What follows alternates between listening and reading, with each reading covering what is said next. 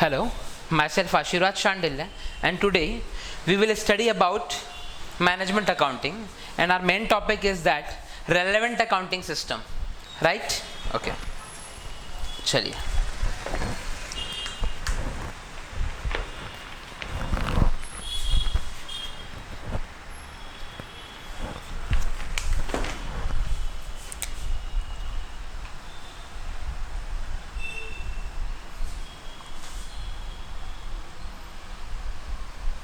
Relevant accounting. According to our previous lectures, we have studied about relevant accounting and some important topics related to relevant accounting, like pricing decisions and dropping a product and etc.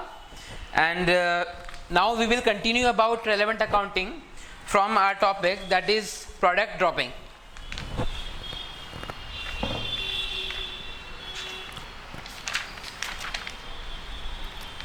Dropping a product means what? Right? Dropping a product or department. In simple words, we can understand about this thing. Dropping a product or dropping department means management is sometimes faced with the problem of dropping an unprofitable product or department.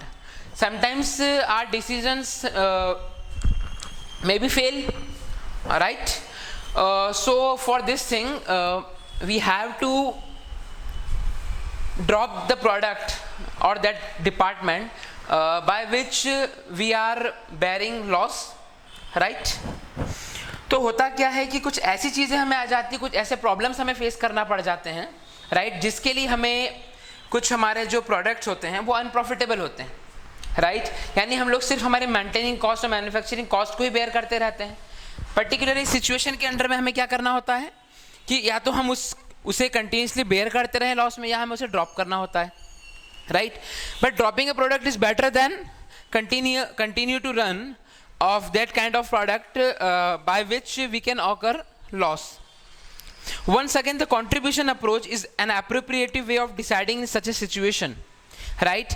जैसा कि हम लोगों ने last lecture में समझा था, right? We have studied about contribution approach, right, in pricing decisions. Similarly, in this kind of procedure, we will also select contribution approach, right? चलिए कुछ प्रैक्टिकल प्रॉब्लम्स हम लोग सॉल्व करेंगे, जिसके बेसिस पे हम लोग डिसाइड करेंगे कि किस तरह से हम लोग प्रोडक्ट को सिलेक्ट करें, प्रोडक्ट को कंटिन्यू रखें और किस प्रोडक्ट को हम लोग को ड्रॉप कर देना चाहिए. चलिए अब सबसे पहले हम लोग इस मेथड को एनालाइज करेंगे. थोड़ा थ्योरेटिकल हम समझते हैं कि हम जानते हैं कि लाइक हम लोगों ने जो डिसीजन लिया था, जो अप्रोचेस हम लोगों ने फॉलो करी, जिस प्रोडक्ट को हम लोग कंटिन्यूसली रख रहे हैं, उसमें हम लोग चेक करेंगे कि सबसे पहले हमें क्या चेक करना होगा? प्रॉफिटेबिलिटी.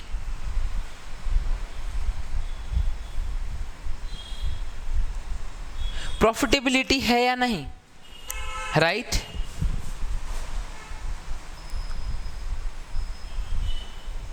और लॉस क्या हो रहा है, क्या हम इसे कंटिन्यूसली रन कर सकते हैं, राइट? तो मेन चीज कहाँ जाके रुकती है हमारी कि प्रॉफिटेबिलिटी है या नहीं. यानी हमें क्या प्रिपेयर करना होगा? Profit and loss statement. With the help of profit and loss statement we can find the appropriate profit, right? चलिए हम यहाँ पे देखते हैं.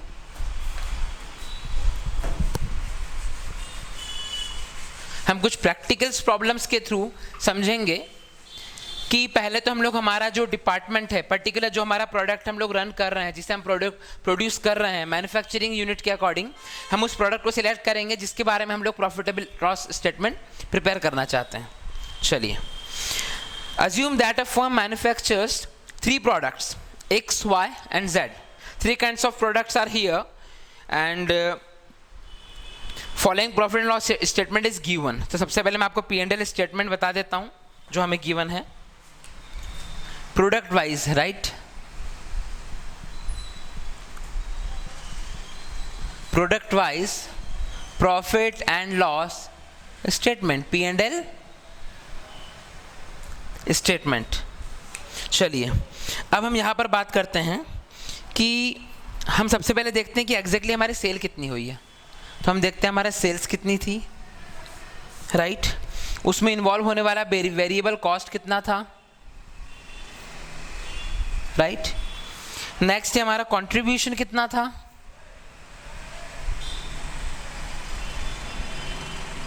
एंड देन लास्ट वन सबसे इंपॉर्टेंट चीज जो हम अप्रोप्रिएशन के अकॉर्डिंग जब देखते हैं कि हमारी फिक्स कॉस्ट कितनी हमें बेयर करना होगी, और फाइनली हमें देखना है कि हमारा नेट प्रॉफिट और लॉस क्या है। इसे हम बाद में करेक्ट कर लेंगे कि नेट प्रॉफिट और लॉस कितना है, राइट। चलिए, तो सबसे पहले मैं आपको 3 कैटेगरी के प्रोडक्ट दे देता हूं यहाँ पर, X, Y and Z. Here 3 kinds of product are here and total value of here, right. सबसे पहले मैं देखता हूँ सिंपल वर्ड में कि हमने टोटल जो सेल करी है वो 2,40,000 की है, राइट। 240,000 रुपीज़ की हमारी क्या होती है, सेल्स होती है X की। Y की हम लोग सेल करते हैं 120,000, 1,20,000, एंड देन Z की हम लोग सेल करते हैं 180,000, ठीक है। टोटल हमारा कितना होता है 5,40,000, ठीक है। अब मैं वेरिएबल कॉस्ट की आपसे अगर बात करता हूं तो here are variable cost is given in this chart. We have incurred 120,000 of variable cost of X, 84,000 of Y, and 54,000 of Z, right. Here total amount of variable cost is 258,000, 2,58,000. अब हमें difference amount से check करते हैं। Here contribution of X product is 120,000, for Y is 36,000, and for Z is 26,000, sorry. Total is 2,82,000, ठीक है। अब according to question हम यहाँ पे रीड करेंगे कि the total fix cost of ₹189,000 incurred in the manufacturing of 3 products are arbitrarily allocated in production of proportion to sales revenue, right. Sales के according हमें क्या करना होता है, ओवरऑल हमारा जो मैन्युफैक्चरिंग यूनिट है उसमें हमें 1,89,000 यूनिट 1,89,000 रुपीज़ फिक्स कॉस्ट हमें बेयर करनी है, राइट। इसके अकॉर्डिंग हमें प्रोडक्ट क्या करना है, प्रॉफिट एंड लॉस निकालना है, ठीक है। तो यहाँ पे हमारी टोटल कॉस्ट कितनी होती है 189, फिक्स कॉस्ट हमारी 1,89,000 है, ठीक है। जो सेल्स के रेशो में जाएगी, सेल्स के रेशो में मीन्स व्हाट, 240:120:180, इसके रेशो में 1,89,000 हमारा डिस्ट्रीब्यूट होगा, राइट, जो कि हमारा क्या रहेगा 84,000, 42,000 and 63,000 respectively for X, Y, Z. Here total amount is 1,89,000, right. According to this thing, अब हम नेक्स्ट चीज़ हम लोग पढ़ेंगे। As per the conventional profit and loss statement, product Y is unprofitable, right. ये हम एनालिसिस करके बताते हैं आगे, तो हम लोग इसे पे कंटिन्यू रखते हैं, हम इसे यहाँ पर लेस करेंगे इसे। टोटल हमारा अमाउंट कितना आता है 36,000 प्रॉफिट में है, राइट। 6,000 का हम लोग क्या बेयर कर रहे हैं यहाँ पर, लॉस, एंड 63,000 रुपीज़ हमारा यहाँ पे क्या होता है, profit. According to this statement we can understood, right, हम समझ चुके हैं, we can understand about this कि सेकंड जो प्रोडक्ट है हमारा प्रोडक्ट वाई, ये हमारे लिए क्या है, अनप्रॉफिटेबल है, राइट, ठीक है। चलिए यहाँ हम लॉस बेयर कर रहे हैं। अब हम इसे कंटिन्यू करते हैं कि product wise unprofitable, the management therefore is thinking of dropping it, और हमने सोचा कि हमें इस प्रोडक्ट को यानी सेकंड प्रोडक्ट को हमें क्या कर देना है, ड्रॉप कर देना है, इसे डिसकंटिन्यू करना चाहिए, राइट। चलिए तो इसे हम डिसकंटिन्यू करेंगे। पहले अकॉर्डिंग टू P&L स्टेटमेंट आप लोग इसे रिवर्स करके इसे नोट डाउन कर लीजिएगा, राइट। इस चार्ट से आप आगे का क्वेश्चन कंटिन्यू समझ पाएंगे। चलिए अब हम यहाँ पर बात करते हैं कि अब हम इसे ड्रॉप करने का जो हमने आइडिया लिया है, क्यों लिया है हम लोगों ने आइडिया यहाँ पर, क्योंकि हमें पता लग गया है कि इस प्रोडक्ट में हमें लॉस बेयर करना पड़ रहा है। चलिए अब हम कंट्रीब्यूशन अप्रोच लगाते हैं यहाँ पर, ठीक है। अब हम यहाँ लगाएंगे कंट्रीब्यूशन अप्रोच।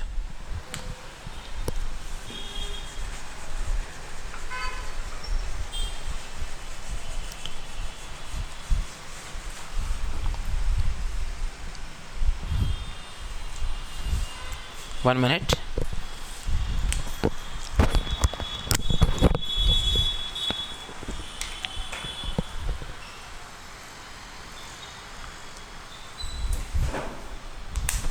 चलिए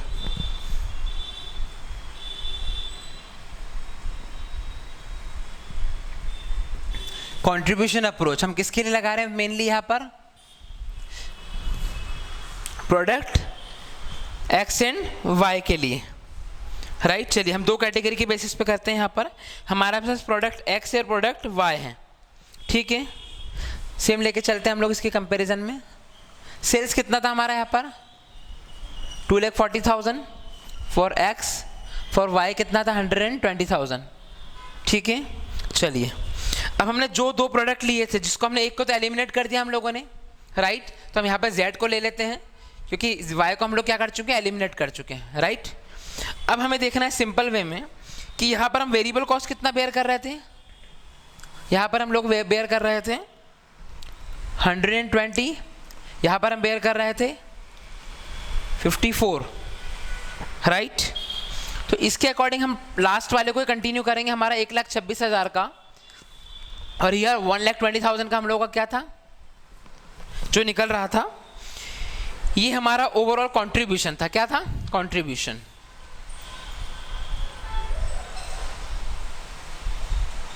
चलिए टोटल अमाउंट देख लेते हैं हम लोग, 2,26,000,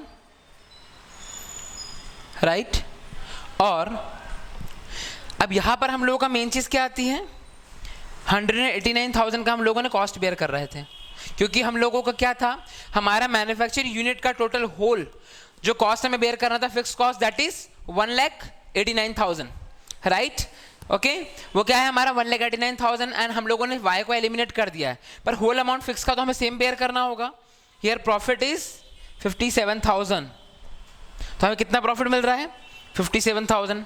तो पहले हम लोगों ने क्या निकाला कि अगर हम ओवरऑल बात करें तो हमारा पास्ट, अगर उसके अकॉर्डिंग हम लोग बात करें तो हमारा प्रॉफिट कितना हो रहा था, फर्स्ट में 36, लास्ट में 63, और सेकंड का लॉस हो गया 6,000, तो कितना हो रहा था 93,000 हमें मिल रहा था। और अगर हम एलिमिनेट कर देते सेकंड को तो फिक्स कॉस्ट बेयर करने का टोटल कितना मिल रहा है, 57,000, राइट। जो कि लास्ट के अकॉर्डिंग क्या है हमारा, कम है, यानी प्रोडक्ट ड्रॉप करने के बावजूद भी हमें क्या हो रहा है, वहां पर प्रॉफिट कम हो रहा है। चलिए हम देखते हैं अब, ठीक है। तो हम यहां पर हम क्या करते हैं, अब कंपैरिजन करेंगे।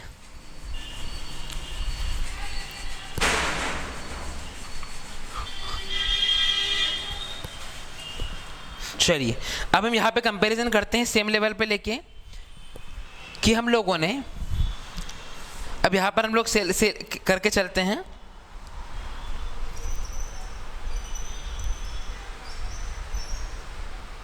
जो हमारा Z था इसको हमने ड्रॉप, नॉट ड्रॉप्ड। जो Y था उसको हम लोगों ने क्या कर दिया है, ड्रॉप कर रहे हैं, यानी हमने X Y Z को कंपेयर किया, राइट। देन हम लोगों ने X एंड Z को कंपेयर किया, and now we are comparing Z and Y, right. Y हमारा ड्रॉप्ड है एंड X हमारा नॉट ड्रॉप्ड में आता है। क्यों, क्योंकि हम लोगों ने X को भी कंटिन्यू कर रखा है। चलिए अब क्या था यहाँ पर, इसे हम लोग कंटिन्यू करते हैं कि जो हमारा Y था और X था, अब इसकी हम लोग सेल देखते हैं।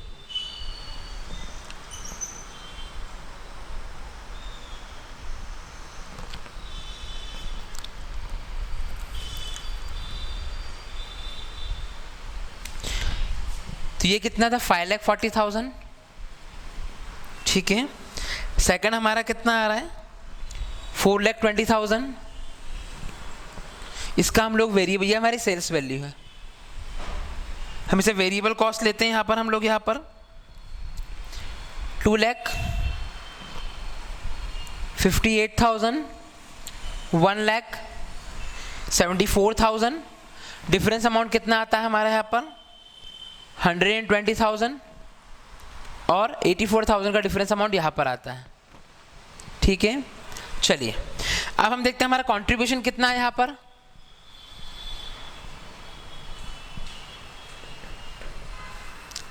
तो हमारा कंट्रीब्यूशन कितना आ रहा है यहाँ पर 2,82,000, 246,000 एंड लास्ट वन इज 36,000।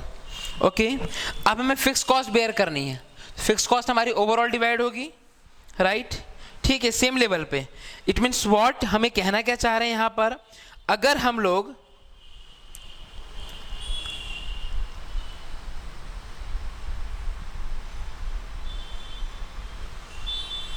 ये जो कंडीशन मैं आपको बता रहा हूं ना, अगर हम लोग x प्लस z को लेके चलते हैं, यानी पहले वाली कंडीशन में हम लोगों ने क्या देखा, x y z तीनों को लिया, y को हमने एलिमिनेट करा। देन हम लोगों ने किसको लिया, x एंड z को लिया, y को हम लोग हटा चुके थे तो x एंड z का लेके दिया, हमने कंपैरिजन किया। लास्ट हम कंपैरिजन कर रहे हैं कि सिंगल z रखना ज्यादा बेटर है या x और z को रखना ज्यादा बेटर है, राइट। तो यहां हमारा एलिमिनेशन हो जाएगा कि x is better then x plus z और नॉट, राइट। तो चलिए अब हम यहाँ से कंटिन्यू करते हैं। तो हमने यहाँ पर देखा कि अगर इस केस में हमें 1,89,000 ओनली फॉर z देखना था, और ये हमारा सेकंड केस था जो हम लोगों ने दोनों का समेशन दिया, यहाँ 1,89,000 हमें इसका देखना था, राइट। तो इस केस में हम लोगों ने कितना बेयर किया था प्रॉफिट, 57,000, जो कि हम लास्ट वाले स्लाइड में देख चुके हैं। एंड इसके अंदर हमने देखा कि इसके अंदर हमें कितना मिल रहा है, 93,000। सो इट मीन्स वॉट, हमें 36,000 रुपीज एडिशनल मिल रहा है। इट मीन्स व्हाट, अगर हम तीनों का प्रोडक्शन करते हैं तो y हमें लॉस देता है, हम 93,000 अर्न करते हैं। अगर हम दोनों का प्रोडक्शन करते हैं तो हमारा प्रोडक्शन क्या हो जाता है, प्रोडक्शन तो हमारा ज़्यादा रहता है बट हमारा प्रॉफिट कम हो जाता है। और हम सिर्फ ओनली z को लेके चलते हैं तो हमारा production as compare to second first के इक्वली रहता है। तो क्या हमें x और z को लेना चाहिए, x एंड y को लेना चाहिए, right.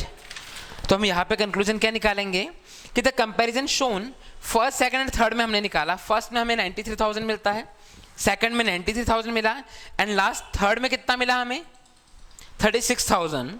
The contribution ratio of product x y z respectively 50, 30 and 70, दस product z is most profitable. Her case में हमें देखने को मिला कि z से हमें सबसे ज्यादा प्रॉफिट हो रहा है, राइट। तो the company in the above example can consider the possibility of dropping product y को तो हम बाहर कर देंगे, and use the facilities so available in expanding the production of sales of product z, right. वो z को हम लोग क्या करेंगे, एक्सपांड करेंगे, राइट। तो इस तरह से हम लोग उस प्रोडक्ट को हम लोग सिलेक्ट कर सकते हैं जिसके बेसिस पर हम लोग को ये क्लियर हो जाए कि किस प्रोडक्ट को कंटिन्यू रखना है और किसको नहीं। ठीक है, आप लोग को इतना समझ में आया। हम आगे के लेक्चर्स में और अदर प्रोसेसेस को देखेंगे जिसके बेसिस हम रेलेवेंट अकाउंटिंग को कंसीडर करेंगे। Thank you.